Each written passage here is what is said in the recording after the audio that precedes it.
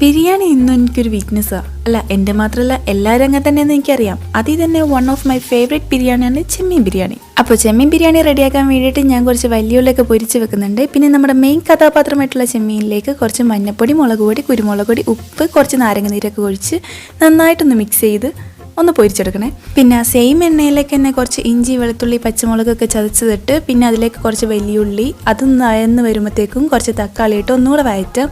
പിന്നെ കുറച്ച് മല്ലിയില ഇടണേ.